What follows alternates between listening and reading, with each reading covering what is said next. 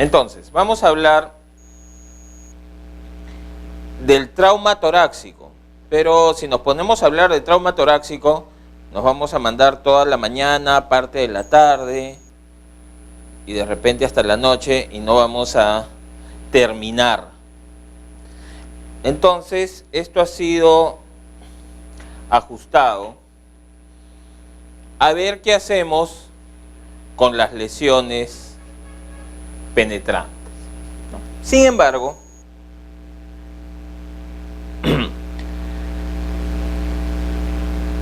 tenemos que tener en cuenta que el enfoque del trauma torácico es uno solo, punto.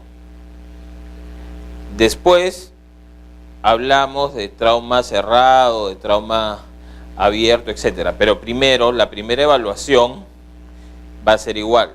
Sin embargo,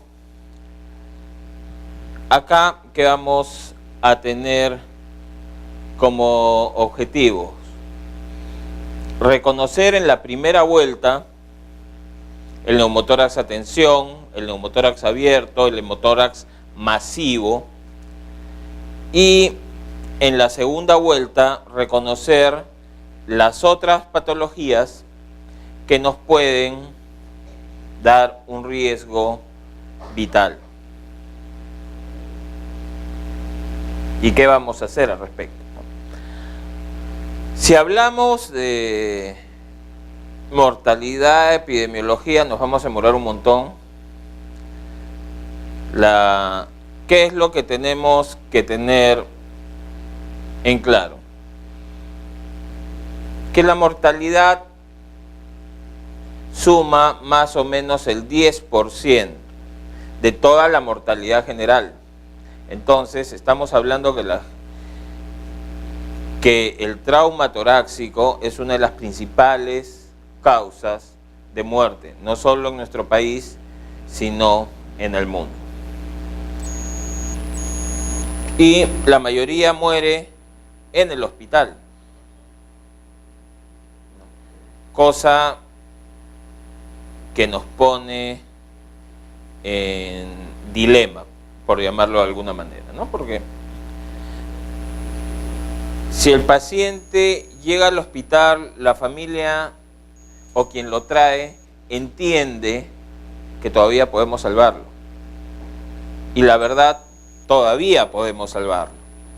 Entonces, los que se nos mueren, hay un grupo que llegó a morir, ¿no? O sea, que ya llegó sin darnos chance a que hagamos el procedimiento, pero lamentablemente hay otro grupo que muere porque nuestras intervenciones son más lentas de lo esperado, o porque, como conversamos ayer rápidamente en otro tema, cuando hacemos la evaluación secundaria, pasamos por alto algunas cosas, porque habitualmente por exceso de confianza.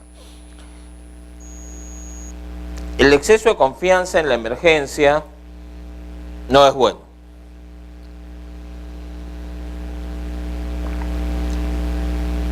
Saber lo que uno puede y no, eso sí es bueno, ¿no? O sea, que una persona reconozca que no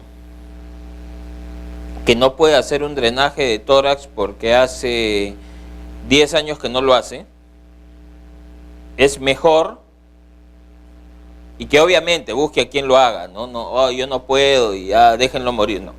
Y consiga a alguien que sí pueda, es mucho mejor a que no, yo soy el médico asistente, ¿no? Y ya, pues yo lo hago, ¿no? Pero no lo has hecho. ¿Te acuerdas la técnica? Sí me acuerdo. ¿Te la acuerdas bien?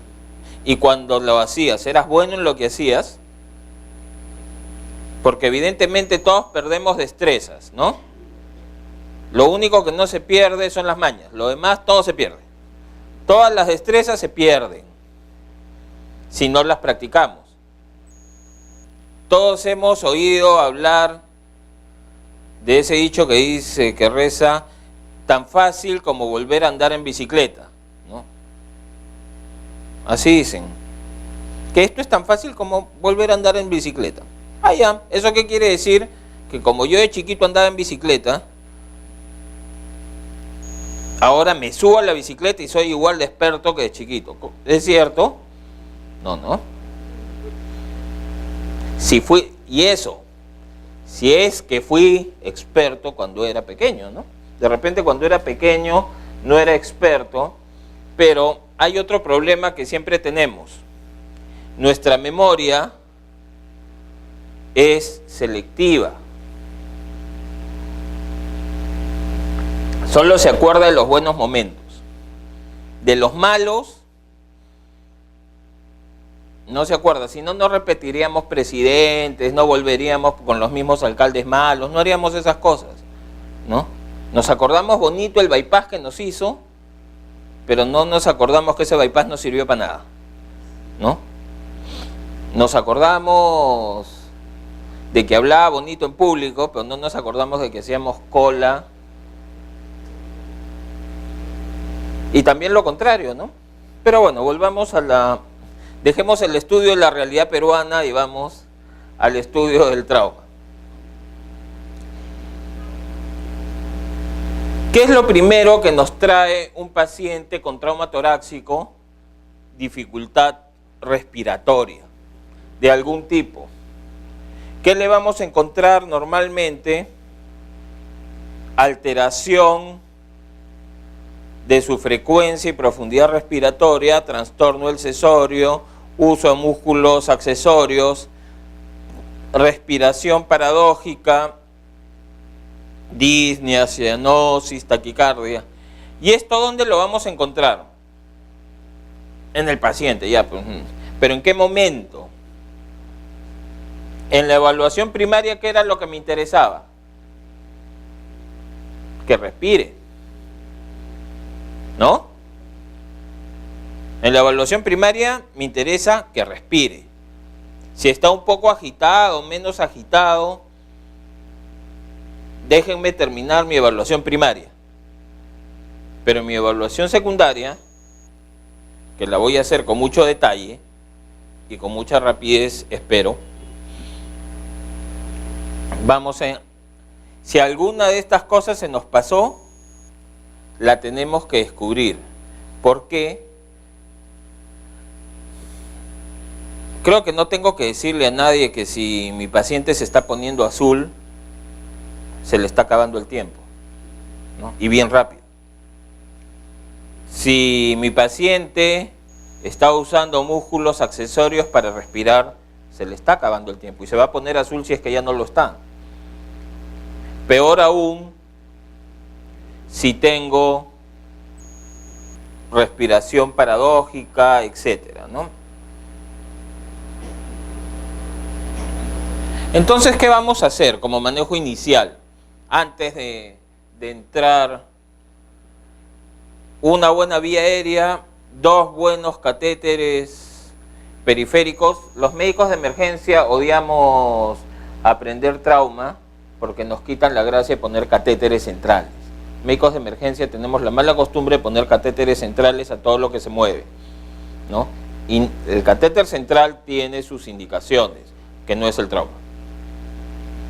Por lo menos no al inicio. Al inicio lo que vale son 2 buenos catéteres periféricos bien puestos. Entonces vale bastante la mano experimentada de quien está poniendo esos catéteres, ¿no? Porque esto nos va a salvar la vida. Catéter corto y ancho permite mayor flujo. Es para lo único que sirve que sea corto y ancho. El catéter central nos ayuda para otras cosas.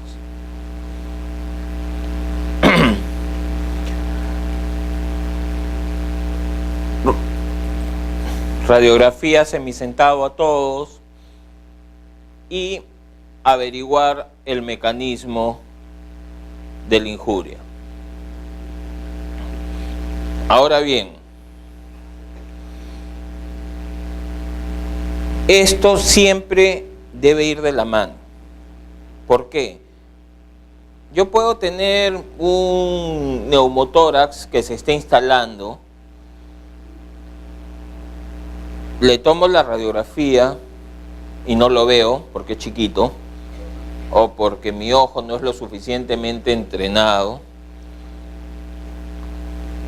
o XY motivos.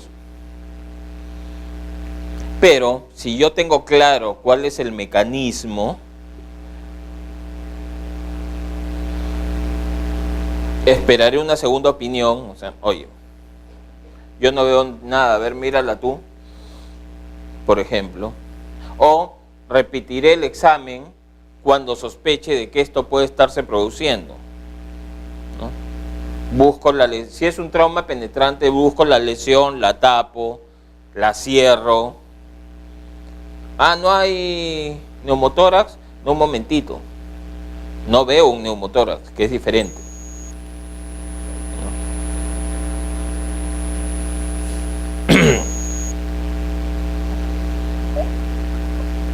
No siempre ver para creer es cierto, ¿no? A veces no vemos, pero ahí está.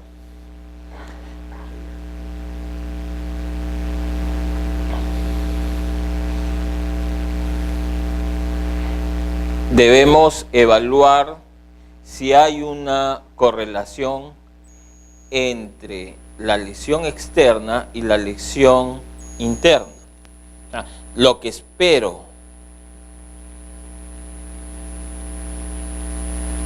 si una persona viene con un corte pequeño y me dice que le clavaron algo que parecía un cuchillo, pero que era muy corto,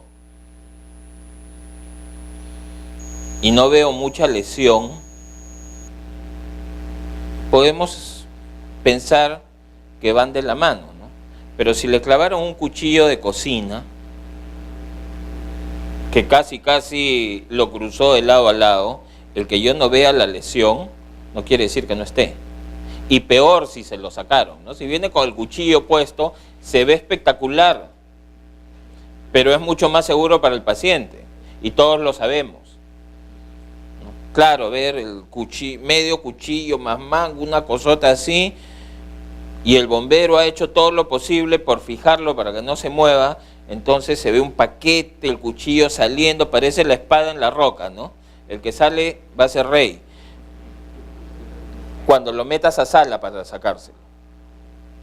Porque si se lo sacas ahí, es más seguro que seas preso a que seas rey, ¿no? ¿Por qué? Te vuelas algo, o de repente ya había cortado, pero estaba tapando. Todas esas cosas que nos cuentan son cosas que realmente le han sucedido a alguien. La mayoría de ustedes no tiene por qué conocer al famoso hombre del tubo, pero algunos de nosotros sí los conocemos, ¿no? El hombre del tubo en los 80 fue un pata que se accidentó en una camioneta y el tubo de la señal de tránsito, un tubo hueco, lo atravesó, entró por acá. Allá algunos ya se acuerdan, ¿no? Entonces, algunas personas se me estaban haciendo los chibolos, pero ahora ya se acordaron, ¿no? El tubo entró por acá y salió por atrás. Los bomberos no tuvieron mejor idea que cortar por acá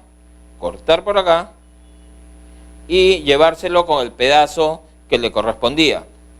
Obviamente, no esperen camilla, estaba sentado porque no había forma de echar ese paciente y no lo iban a movilizar más, ¿no? Una de tantas intervenciones excelentes con poco material a los que nos tienen acostumbrados los bomberos. Pero bueno, ¿qué pasó? Este señor entró a sala de operaciones, le retiraron el tubo, suturaron todas las laceraciones que había producido el tubo en su ingreso y el señor siguió viviendo. Pero ¿qué hubiera pasado si por la emoción del momento hubieran cortado el tubo al ras y hubieran sacado al paciente? No llegaba pero ni a la camilla. Entonces, cuando nosotros vemos estos pacientes que han sido penetrados por algo que aparentemente están estables, porque algunos hasta vienen caminando, ¿no? Bueno, yo trabajo en el 2 de mayo, entonces ahí llegan caminando, ¿no? Son valientes. Uno lo mira y se lo traen a shock trauma, ¿no? Entonces uno lo mira y dice, pero es mi hora de almuerzo y este se ve tranquilo, ¿podrá esperar 45 minutos y vengo? No te mueras. No. Uno lo piensa, pero dice, no. Ya. ¿Qué haces? Primero no lo tocas, porque yo no lo voy a operar, llamo al cirujano. Y en lo que llamo al cirujano, estoy pidiendo sus exámenes, estoy evaluando todo lo evaluable, presión arterial, pulso, porque de afuera me lo han traído, apenas lo vio triaje, me lo pasó de frente, o sea, triaje ya hizo lo que corresponde. No le tomo ninguna función, porque ya vi que tiene una lesión grave, ya no necesito más. Shock trauma. Si en shock trauma está estable, eso secundario, porque tiene una lesión mortal, o probablemente mortal. Ahora necesito un cirujano que esté a la altura de las circunstancias, ¿no?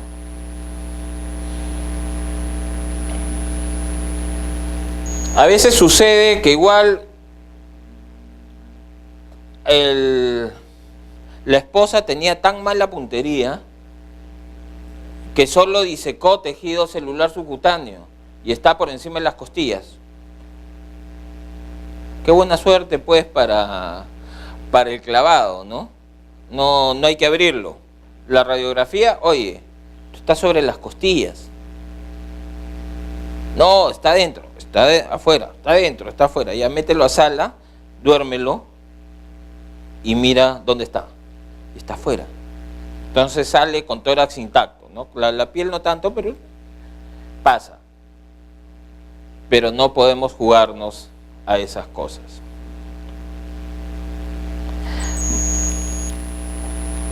¿Cuáles son las más graves que pueden matar a nuestras víctimas? El neumotórax a tensión está primero en la lista porque probablemente sea el que más puede hacer.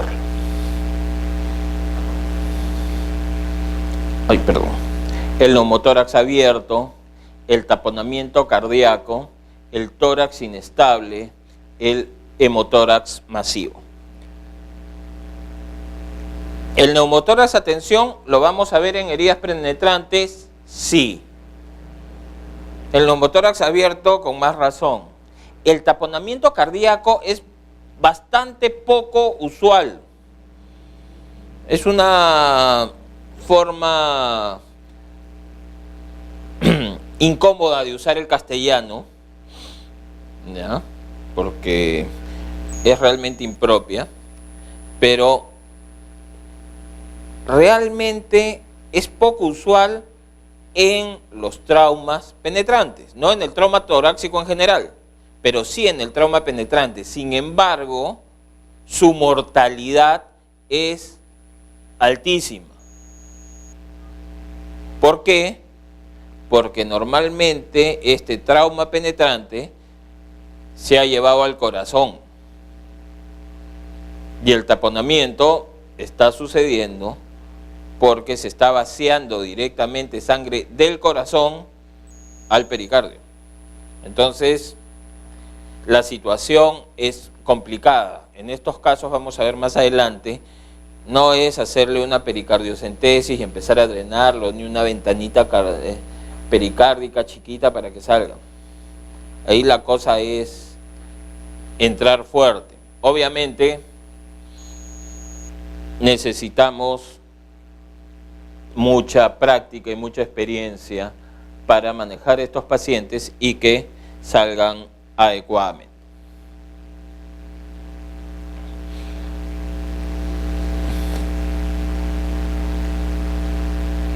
Primero, identificamos lesiones que pongan en peligro la vida y después vamos a irlas corrigiendo conforme las identifiquemos.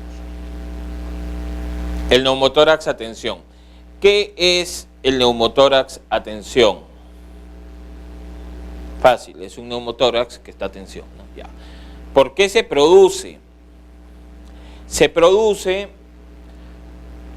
porque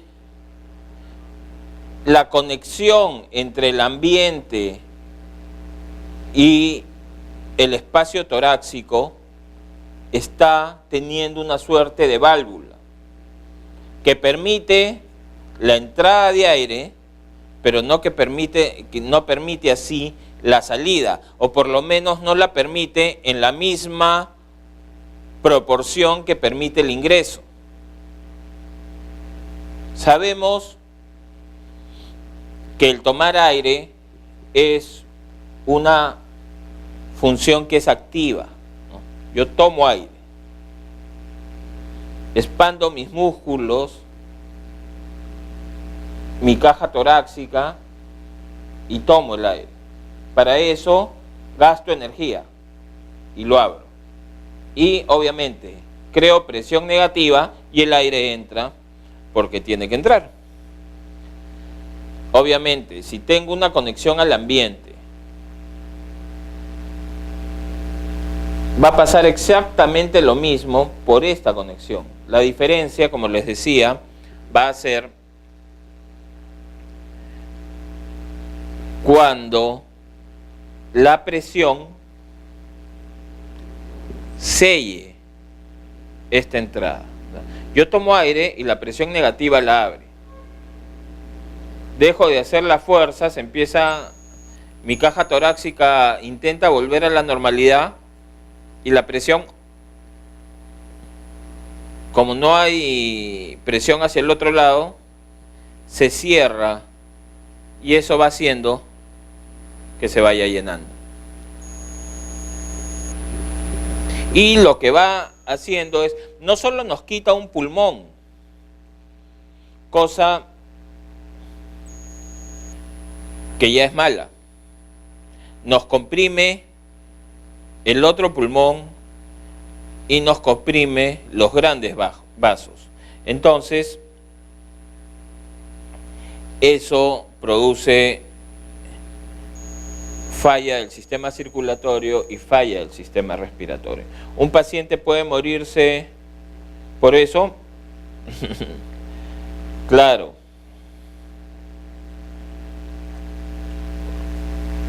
Y el diagnóstico a tensión es un diagnóstico clínico. Ahí no necesitamos una radiografía, no necesitamos nada.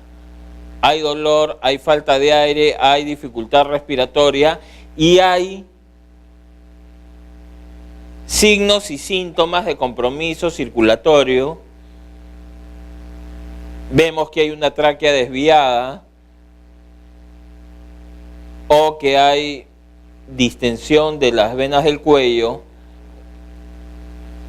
Ahí está instalado o se está instalando un neumotórax a tensión.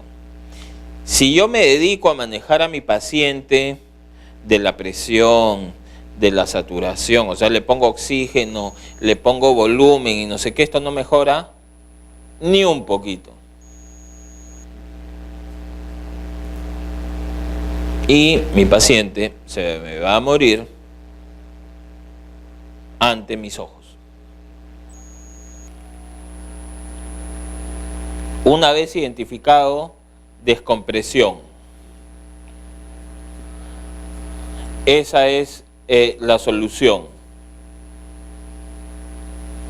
Tenemos que descomprimir, tenemos que hacer dos cosas. Buscar la zona de lesión. Primero descomprimimos. Metemos nuestra aguja y el aire va a salir. Pero obviamente, igual que salió, va a entrar. Por lo que tenemos que fabricarle una válvula. Pero ese es uno de los problemas. El otro problema, ahora que ya tengo un poquito de tiempo más para que se me muera, o sea, no es que no se me vaya a morir, sino que ya alejé un poco su posibilidad de muerte, es ubicar por dónde está entrando el aire. Porque yo le voy a poner la válvula acá, lo voy a conectar, lo voy a sellar, pero si sigue abierto el lugar por donde entra aire, se va a seguir llenando, ¿no? Es como cuando ahorramos, pero le robamos a nuestra alcancía, no funciona, ¿no?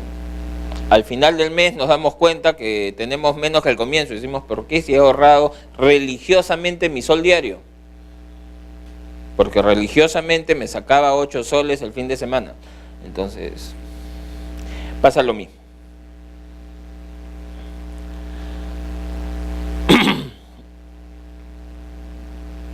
Cuando tenemos un neumotórax abierto, la cosa cambia un poco. Si bien también es una emergencia, también es una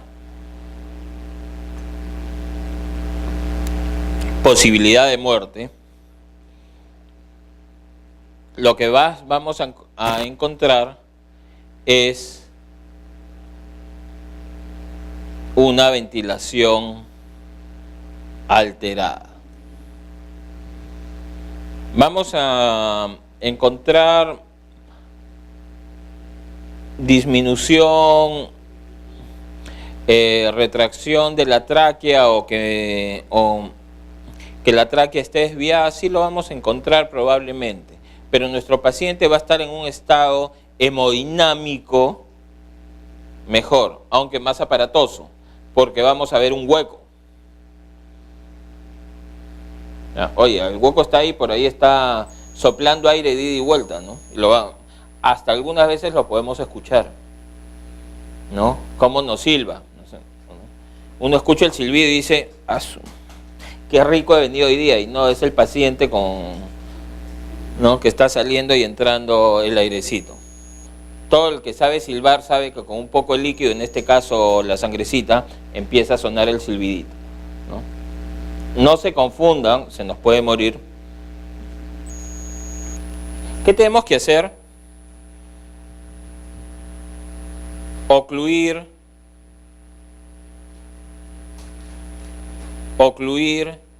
lo mejor posible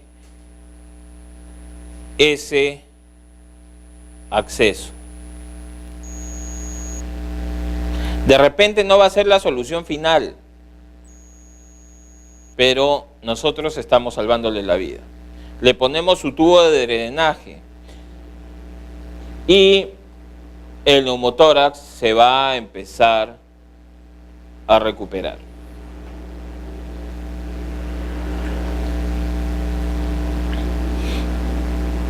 ¿Podemos encontrar tórax inestable en trauma penetrante? Sí. Menos frecuente.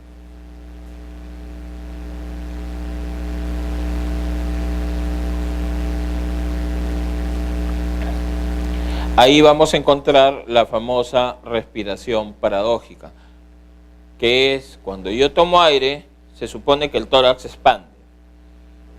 Una parte del tórax se hunde. Y cuando suelto, eso como tecla de piano salta y el resto se comprime.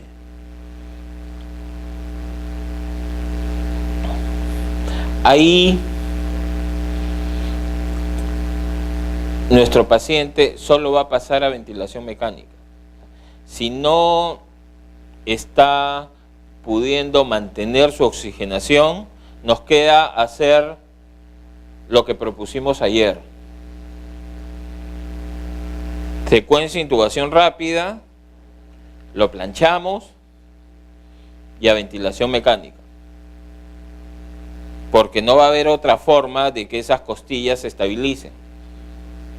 No hay yeso para las costillas, no hay nada que se pueda hacer, salvo dejarlas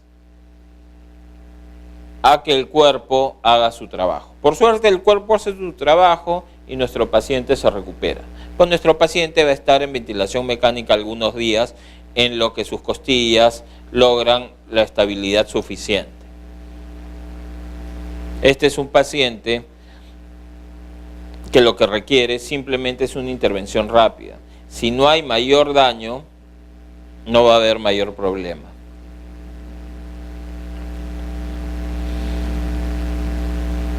Como les decía, el tratamiento, garantizar ventilación adecuada, tubo y ventilación mecánica de ser necesario, sino oxígeno y fluidos. Lo que se hacía antaño, era vendar a nuestro paciente para que no se muevan las costillas. Estoy hablando del siglo pasado. A mí me gusta decir siglo pasado como si fuera el siglo XIX, pero hablábamos del siglo XX, ¿no? O sea, hablamos de 30, 35 años atrás, todavía vendaban a la gente cuando tenían las costillas rotas. ¿Y cuál era el problema? Quedaban bien de las costillas, pero su capacidad torácica quedaba disminuida. No, si tenías varias costillas rotas, tu capacidad quedaba fuertemente disminuida. Ahora hay formas de fijarlas, sí, con autoadhesivos, etcétera, sin vendar a nuestra víctima, pero eso le ayuda cuando el tema no es grave. Cuando el tema es grave, además de hacer eso, tenemos que ponerlo en ventilación mecánica y nuevamente dejar a que el cuerpo haga su trabajo. Por suerte, el cuerpo sabe lo que hace habitualmente. ¿Cuál es otra lesión que nos va a llevar a la muerte? El hemotórax masivo. Más de 1500 centímetros cúbicos de sangre acumulados en el tórax.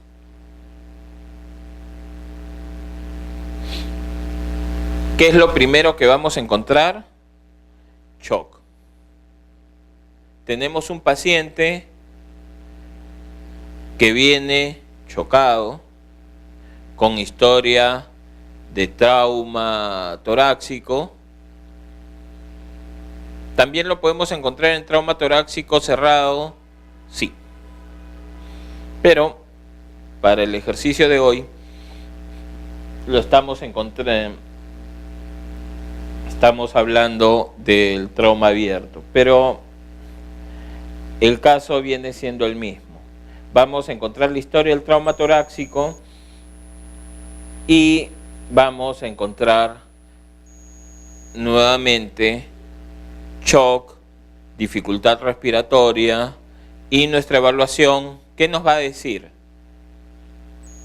Nos va a decir que hay una parte sólida donde no debería haberlo, ¿no? Normalmente cuando uno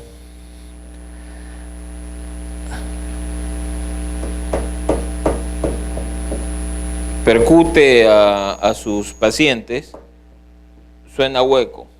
Estamos hablando del tórax, no de la cabeza. La cabeza no se percute. Aunque sabemos que algunos también sonarían igual, ¿no? Pero no se percute la cabeza. Pero a veces suena sólido. Eso ya lo sabemos. No tenemos que conversar mucho al respecto. Es lo que vamos a encontrar. Nuestro paciente con dificultad respiratoria, con un sonido mate, con una línea de cambio entre el sonido mate y el sonido hueco, el sonido timpánico, chocado, es un neumotórax masivo, hasta que se demuestre lo contrario. ¿Qué vamos a hacer?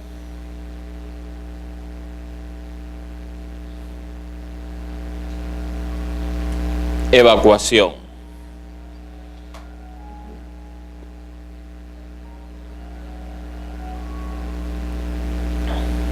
¿Qué vamos a hacer en la revisión secundaria? Vamos a completar lo que nos faltó. Vamos a hacer el examen totalmente detallado, las placas de tórax, los gases arteriales, el electrocardiograma, etc.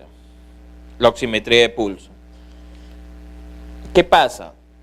Este ejercicio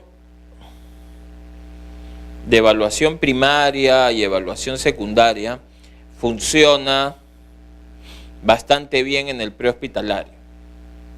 El prehospitalario hacemos evaluación primaria y evaluación secundaria en orden porque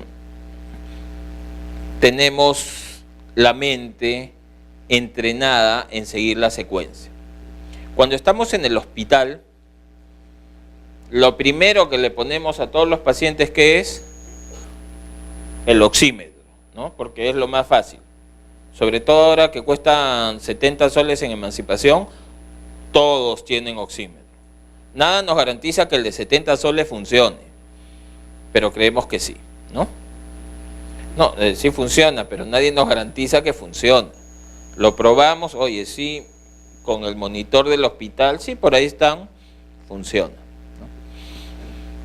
Y todo el mundo pone oxímetro. Entonces, podríamos creer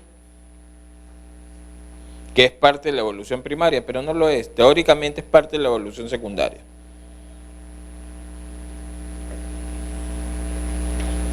Yo estaba tentado en sacarlo simplemente, no ponerlo en la lámina. Pero después alguien me iba a decir, con justa razón, que los manuales dicen que en la evaluación secundaria entra la oximetría de pulso. Y yo qué iba a decir, disculpe la secretaria que digitó eso, ¿no? Se lo ha comido ella. Eran lo que decían mis profesores de sus faltas de ortografía en sus presentaciones. Ay, mi secretaria. Con las justas tienes para el micro, vas para pagar secretaria. Pero bueno, así pasaba.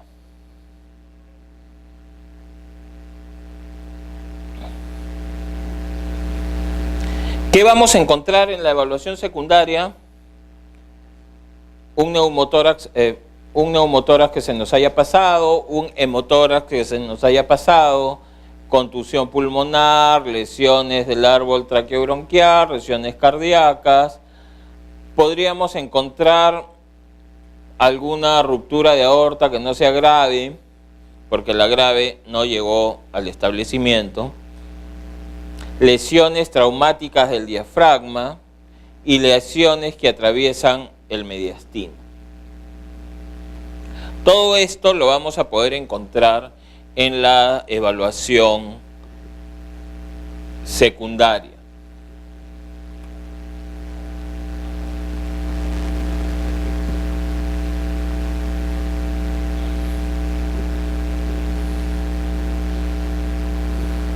Entonces, vamos a ver, lindo procedimiento, ¿no? Vamos a ver qué procedimientos vamos a hacer cuando encontremos trauma penetrante. O sea, que tendríamos que tener claro. Primero, la traqueotomía. Básicamente para el control de la vía aérea si hay un problema que lo impida, ¿no?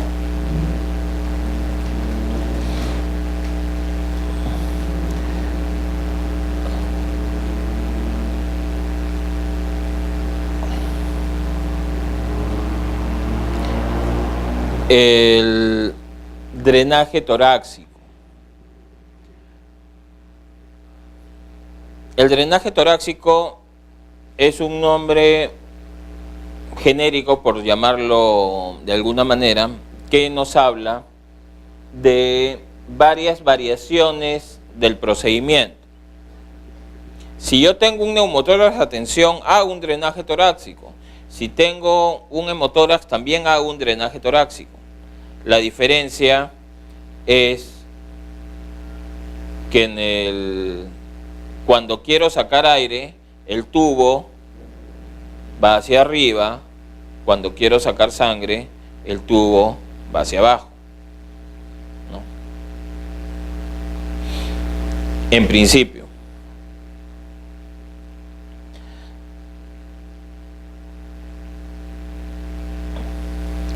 Pero ¿qué pasa si tengo un hemotórax masivo? Yo puedo drenar un hemotórax masivo poniendo un tubo de drenaje bajo, sí. Pero tengo que ver el drenaje, justamente. Si mi paciente sigue drenando y continúa, yo no lo estoy llenando y él está saliendo con un caño por abajo, este paciente no se va a solucionar con un drenaje torácico. Este paciente se va a solucionar con una toracotomía.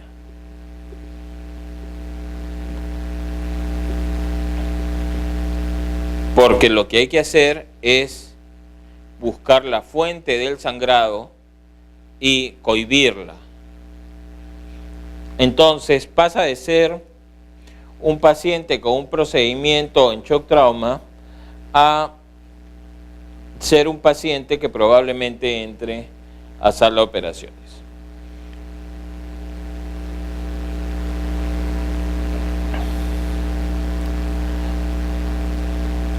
¿Qué debemos recordar cuando estamos haciendo el drenaje torácico?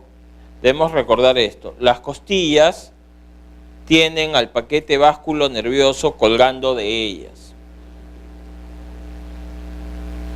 En castellano, debajo del borde de cada costilla está una vena, una arteria y un nervio. Por lo tanto, nosotros debemos pasar por encima de la costilla, nunca por debajo. O sea, pegados a la parte superior de la costilla.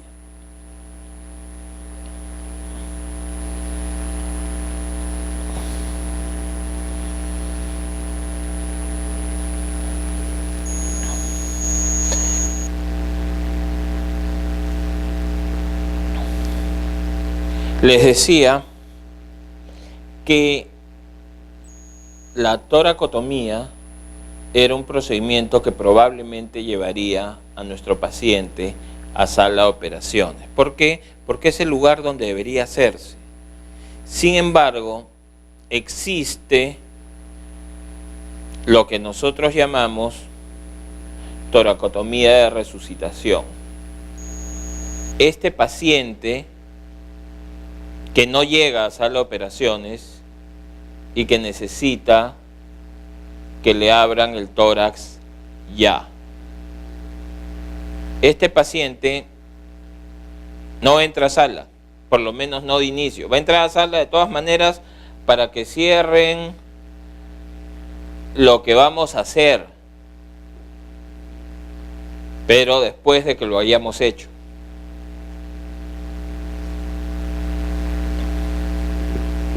Entonces, tenemos un paciente con hemotórax masivo que le hemos puesto su drenaje o que ya le vamos pasando 2 o 3 litros de soluciones y no mejora.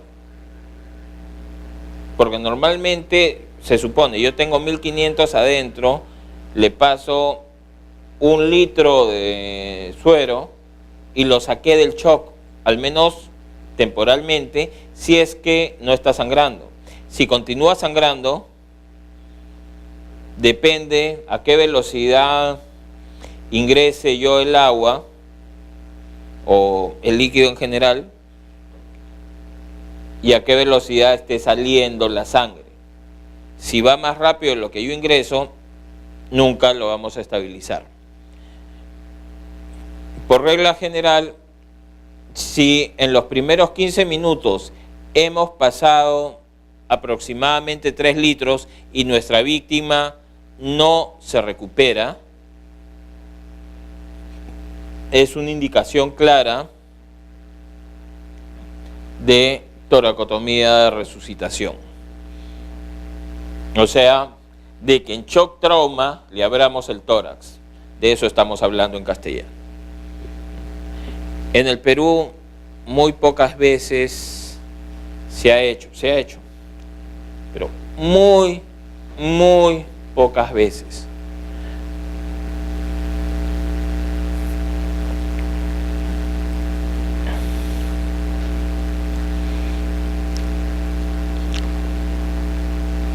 ¿Cuáles son las contraindicaciones? Lesiones cardíacas irreparables, corazón en asistolia, un trauma torácico y paro respiratorio. O sea, situaciones en las cuales básicamente nuestro paciente ya se murió. O sea, si nuestro paciente se murió, tiene ningún sentido. O sea, esta contraindicación es simplemente la lógica traída al papel. En estos 3 casos, nuestro paciente está muerto. Si yo no puedo recuperar su lesión cardíaca, está muerto. Haga lo que haga, no va a funcionar.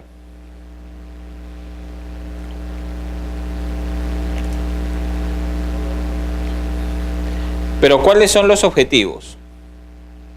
Si es un taponamiento cardíaco, liberarlo, controlar directamente el sangrado intratorácico y obviamente mejorar la perfusión cerebral.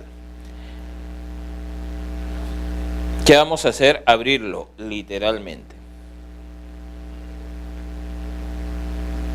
Esta imagen que vemos acá es el hemotórax.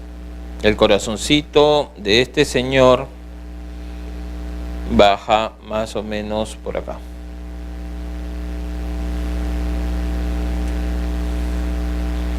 El resto es sangre. En estas imágenes lo que son de una reconstrucción, miren, el ventrículo tenía la herida y evidentemente en esta situación, si no entraban, no se iba a solucionar de ninguna manera.